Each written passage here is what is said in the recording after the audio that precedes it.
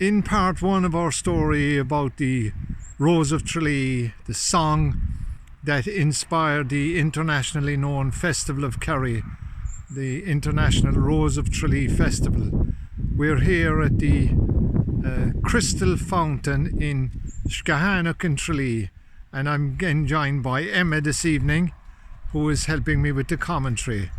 And this Mulchinock is just outside Tralee, and two fields in the westerly direction was Cloher's house, the house of William Pembroke Mulchinock, and 2 fields away was the Crystal Fountain, where he walked hand in hand with Mary O'Connor when they had met. And it's mentioned in the song The Rose of Tralee. The pale moon was rising above the green mountain. The sun was declining beneath the blue sea when I first met my love at the pure crystal fountain that stands in the beautiful Vale of Tralee. That's the first verse of the song The Rose of Tralee, which was written by William Pembroke Mulchinock about his love affair with Mary O'Connor, the original Rose of Tralee.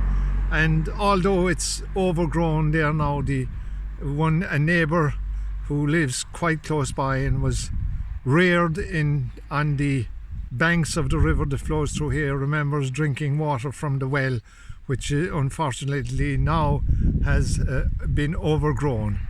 And tonight we'll continue with the story of Mary O'Connor and William Pembroke Mulchinock and his time in India. And we might throw some light on the mystery and the question, did he or did he not write the song? We're back in Ash Street here in Tralee again. At that time it was known as Nelson Street, and we're here to talk about William Pembroke Mulchinock's time in India. While in India, William shared his plight with a Limerick man who he had befriended. This man was one of great influence, being Commander-in-Chief of the British forces in India. This man was known as General Hugh Gough, and taking great pride in his Irish heritage, he cleared the way for William to return to Ireland. William returned to Ireland on the pretext of coming back to Europe to cover the unfolding stories of conflict on the European mainland. There were revolutions in France, Belgium, Prussia, Bavaria, and impending trouble in Germany. In 1848, much of Europe was in turmoil. General Hugh Gough was Commander-in-Chief of the British forces in India. When he retired, he was appointed Privy Council, and after a distinguished career, he retired to Dublin, where a monument dedicated to him was commissioned. The monument was fashioned from one of the cannons captured by him in India. The cannon was similar to the cannon that sits here on this pedestal today. The monument was erected in the Phoenix Park and unveiled in 1880. The monument stood in the park until after several vandalism attacks, including being blown up 3 times, it was moved to Chillingham Castle in England. The cannons you see before you here are similar to that which was used to fashion the monument to General Hugh Gough. A cannon similar to these, which was captured in the Sevastopol in the Crimea, is also the same as which the Victoria Cross is made from. The Victoria Cross is the highest honour of valour awarded by the British military. About 1,500 such bronze medals have been made and awarded. There is only metal for the making of 50 or 60 more of these medals left. The remaining metal is in the care of the British Ministry of Defence in Donington in the UK. A Tralee man by the name of Tim Callagher, who served with the Australian Army, was the recipient of the Victoria Cross. And this is a closer view of the cannons that we just spoke about. And of course we're outside the courthouse in Tralee. The courthouse was designed by William Morrison, a 16-year-old apprenticed architect, and at a later stage the cannons were added to the courthouse in Tralee. We're now in Rock Street in Tralee, where William returned on his return from India, and Emma will take up the story now. On William's return home to Tralee, he took up lodgings in Nelson Street, which is now called Ash Street. This was May 1848. He was awaiting his opportunity to seek out Mary with the intention of rekindling their love. He went for a drink here across the road in the King's Arms pub. A funeral was passing and the bar owner began to close the curtains. William was wondering who the funeral was and asked. It was then the bar owner revealed it was a local girl from Brogue Lane called Mary O'Connor. What manner of blow had fate delivered on him? It was the Rose of Tralee. And the King's Inns is now a Chinese restaurant, as you can see, Emma. But it was believed to be here at this corner of this junction of Rock Street and Pembroke Street in Tralee. Pembroke, of course, was the Pembroke Street is called after William Pembroke Mulchinock's uncle and godfather.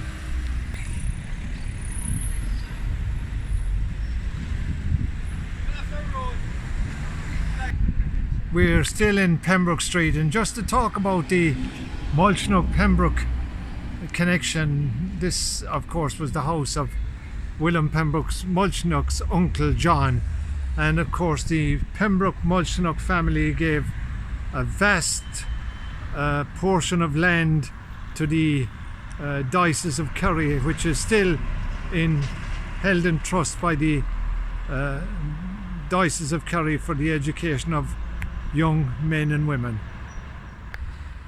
Despite the belief in early years of the story, it was believed that the William Pembroke Mulchinock, not only was he from the opposite ends of the social scale as Mary O'Connor, it was also believed that he was from a Protestant background, and which is not true. They were extremely devout Catholics, the Mulchinock family, hence the gift of such magnitude that they made to the education of young boys and girls in Tralee.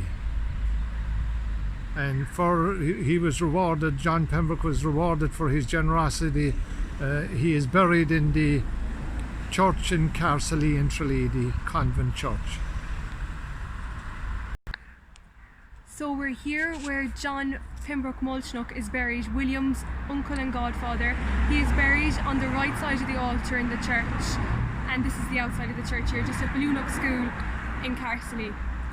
And it belongs to the Mercy Sisters, and it's built on part of the land that was donated by the Pembroke Mulchinock family to the Mercy Sisters. And at one time it housed an orphanage both for boys and girls. Boys on the right hand side of the road as you go into town, and the girls were here, just the building behind the church here.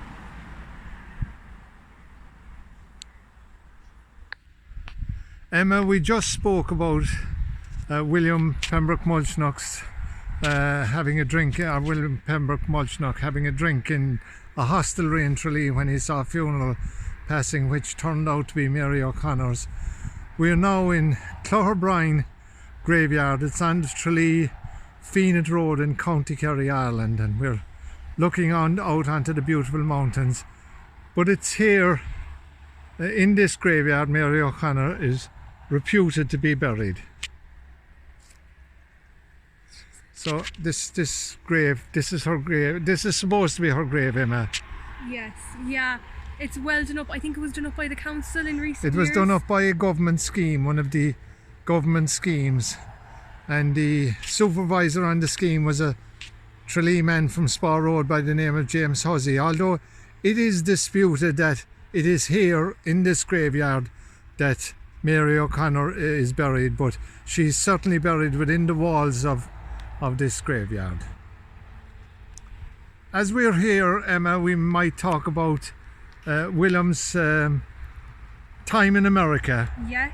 As we're looking out on the mountains south of Tralee, the Schlievemish Mountains in the distance, clouded in this evening as the evening gets a bit duller.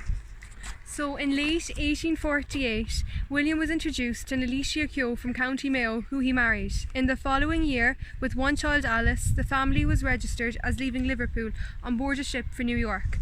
While in New York, he tried to make a living for himself, and he's now family of 2 children.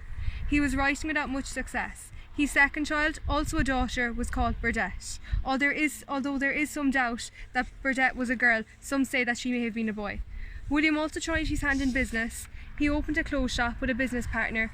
However, it is believed at this point his confidence had withered and he was drinking. This business failed and left him in a state of almost destitution. There are also many letters of begging nature to Henry Wadsworth Longfellow, the poet, who was widely published, asking for loans of money and also asking him in getting his writings published. It would appear by the mid-1850s William was unwell and was destitute. He spent much of 1854 and 1855 confined in Ward's Island in New York, in what we believe was a halfway house before being deported from the United States back to Ireland. His wife and family were listed as being there with them. This fact, according to local Rose story enthusiast and historian and my cousin Jacinta Hussey, was proof that a strong love existed between Alicia and William. This belies the common misconception that William only loved one, and that one was Mary O'Connor. By 1855, it was clear that he was unable to support his family. He returned to Ireland, leaving his family behind in New York. It is believed that Alicia worked as a nurse and opened a business and reared her children on her own. Rather than to think he deserted his family, leaving them to fend for themselves, the kindest thing he could possibly do at the time was to leave them. We're back here now in Tralee in Ash Street, which was formerly Nelson Street, where we'll talk about I think, Emma, it's time to talk about whether or not William Pembroke Mulchinock did write the song The Rose of Tralee. Yes, and a lot of research has gone into that, I suppose, issue, whether or not he done it. So basically last year, a forensic linguist by the name of Dr. Andrea Nini, it was his mission to find out whether William wrote the poem or not. He was hired by the Festival of Kerry. He was, yes. And he was instrumental in catching the Unabomber in the United States also. He was, yeah. Because he's a man of great renown in deciphering false documentation and stuff like that, you know. Definitely, so he knows and his letter stuff. writing, he knows his stuff, yeah. So the results of his findings would be unquestionable. Yes, it definitely would be. Basically, it was found that William Pembroke Mulchinock wrote a poem called Smile Mary My Darling, and it was published and passed off by a man by the name of Edward Morgan Spencer in 1846 in his book called The Hero of Abbasfield.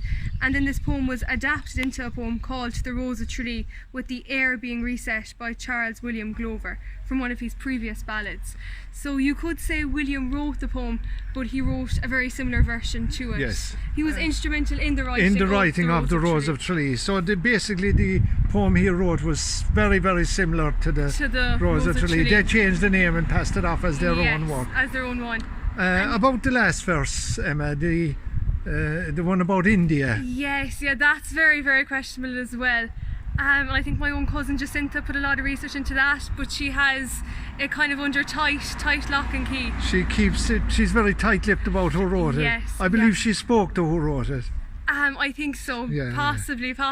So, without a shadow of a doubt, William Pembroke Mulchinock wrote the song The Rose of Tralee. He wrote the song The Rose of Tralee. He was instrumental in the writing. So that puts to bed any controversy that's about the song. Exactly. Okay, we're here now where in the street that William Pembroke Mulchinock came back to when he returned to Ireland. He returned to Ireland.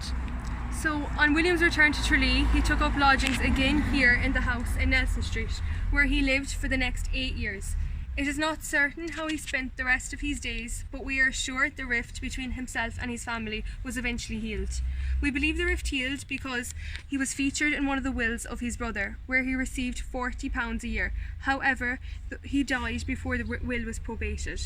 William Pembroke Mulchinock died on the 13th day of October 1864, and despite the controversy over the authorship of the Rose of Tralee in the last number of years, his obituary did credit him with the authorship of the now famous poem The Rose of Tralee.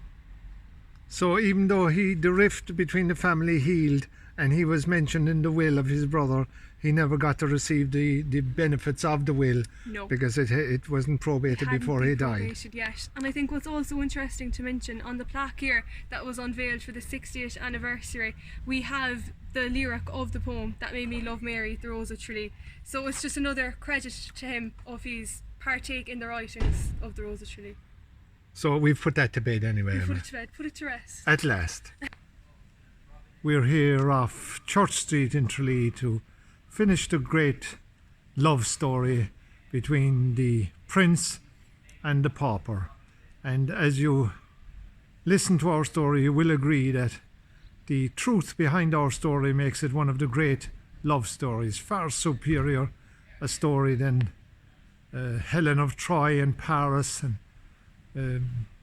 Romeo and Juliet and Burton and Taylor and all those great love stories. This is on a par with them. And we're here because of the lockdown. We're unable to get into the Church of St. John the Evangelist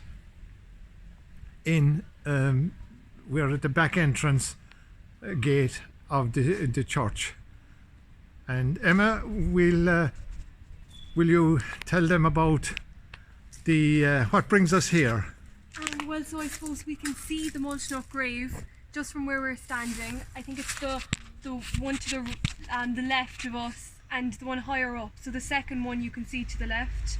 And so basically, William's wish to be laid beside his beloved Mary O'Connor was denied by his brother, and he was laid to rest in the family tomb here in the grounds of the Church of St. John the Evangelist, the Church of Ireland, only yards from where he spent his final years. Although William Mulchinock, the merchant prince, does not lay with his beloved Mary O'Connor, the story, inspired by the song The Rose of Tralee, still lives on.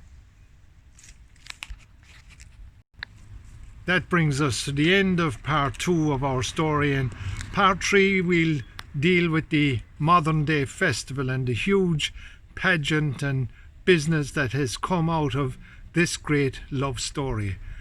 And I like to remind you again of the song The Rose of Tralee. The pale moon was rising above the green mountain, the sun was declining beneath the blue sea, when I first met my love at the pure crystal fountain that stands in the beautiful Vale of Tralee.